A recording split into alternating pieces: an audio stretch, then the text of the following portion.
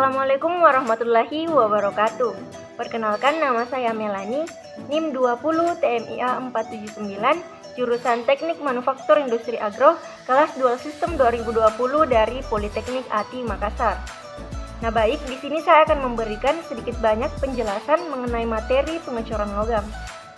Nah, baik, langsung saja kita masuk ke pengertian pengecoran logam.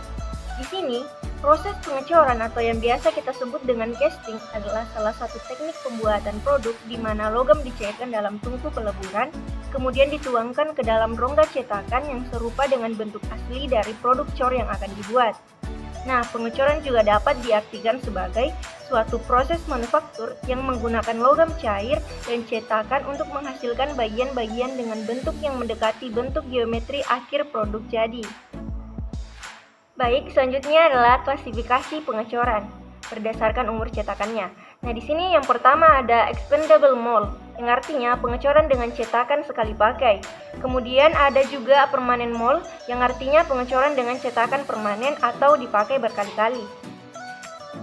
Nah, baik, selanjutnya adalah proses peleburan logam. Untuk proses peleburan ataupun pencairan logam itu sendiri, ini menjadi tahapan penting dalam proses pengecoran.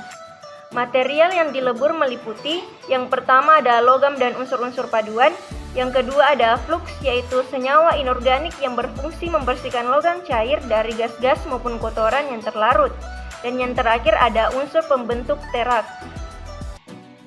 Adapun jenis-jenis tungku peleburan, secara umum di sini ada 4 jenis tungku peleburan. Yang pertama ada tungku busur listrik, yang kedua ada tungku induksi, yang ketiga ada tungku crucible, dan yang keempat ada tungku kupola. Untuk tungku busur listrik, di sini laju peleburan dan laju produksinya itu tinggi. Kemudian tingkat polusi lebih rendah dibanding tungku lain dan juga memiliki kemampuan menahan logam cair pada temperatur tertentu untuk jangka waktu lama atau untuk pemaduan logam. Yang kedua yaitu tungku induksi. Nah, ini banyak digunakan pada industri pengecoran kecil. Biasanya juga digunakan untuk pengecoran logam non-ferrous dan dapat digunakan untuk keperluan superheating guna memperbaiki mampu alir logam cair. Dan yang terakhir mampu menahan temperatur konstan untuk jangka waktu yang lama atau cocok untuk di casting dan pemaduan logam. Selanjutnya, tungku crucible. Tungku crucible ini merupakan tungku yang digunakan secara luas sejak awal sejarah pengecoran. Untuk proses pemanasannya juga bisa menggunakan berbagai jenis bahan bakar, contohnya minyak dan juga gas. Bisa secara portable atau dipindah-pindahkan maupun menetap. Bisa juga digunakan untuk logam ferro maupun non-ferro. Dan yang terakhir untuk tungku kupola. Tungku kupola ini terdiri dari saluran atau bejana baja vertikal yang dilapisi batu tahan api.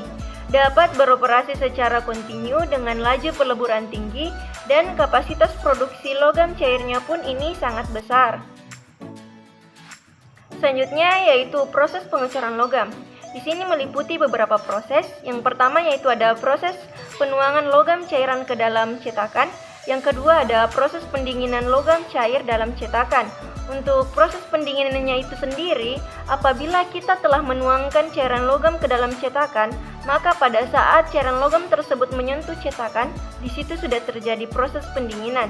Oleh karena itu, dalam melakukan penuangan, kita diharapkan untuk tidak melakukan penuangan secara lambat dan juga tidak melakukan penuangan secara cepat, karena kita juga tetap mengutamakan safety dalam proses pengecoran logam ini. Yang ketiga ada proses pengambilan logam yang sudah tercetak dari dalam cetakan. Selanjutnya ada pun hal penting yang perlu kita perhatikan dalam pengecoran logam. Di sini yang pertama ada aliran logam cair ke dalam rongga cetakan. Yang kedua ada terjadi proses perpindahan panas selama pemadatan atau pembekuan dan pendinginan logam cair dalam cetakan.